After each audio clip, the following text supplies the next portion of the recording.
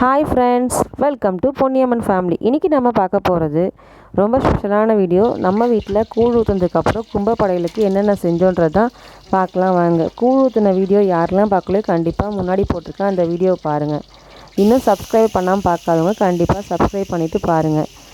இப்போ நம்ம என்னென்ன நம்ம வீட்டில் செஞ்சோன்னு சொல்லிட்டு பார்க்கலாம்.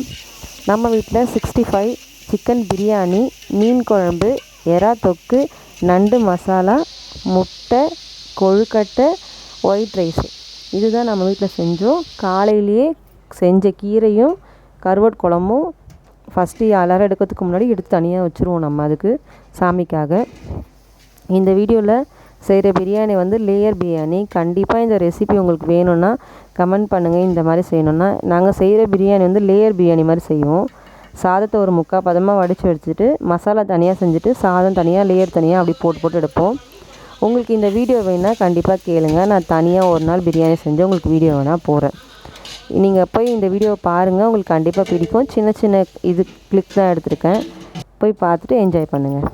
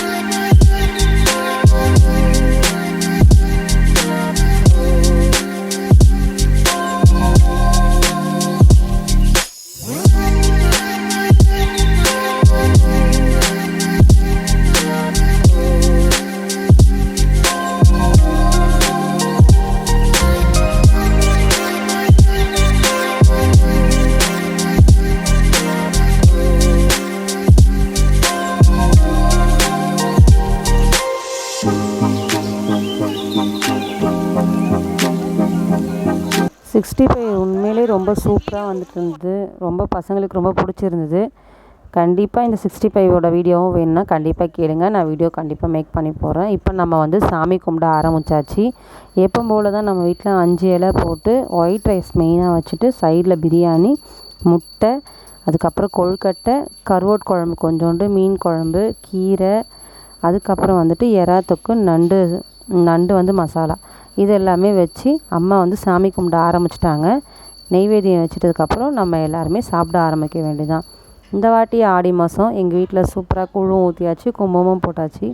கண்டிப்பாக இந்த வீடியோ உங்களுக்கு பிடிக்கும்னு நினைக்கிறேன். வீடியோ பிடிச்சிருந்தா கமெண்ட் பண்ணுங்கள், லைக் பண்ணுங்கள், ஷேர் பண்ணுங்கள். நிறைய பேர் வீடியோ பார்த்துட்டு இன்னும் சப்ஸ்கிரைப் பண்ணாமல் இருக்கீங்க. கண்டிப்பாக சப்ஸ்கிரைப் பண்ணிவிட்டு வீடியோ பாருங்கள். அடுத்தடுத்த வீடியோவில் கண்டிப்பாக சந்திப்போம். வீடியோ பார்த்த அனைவருக்கும் மிக்க நன்றி.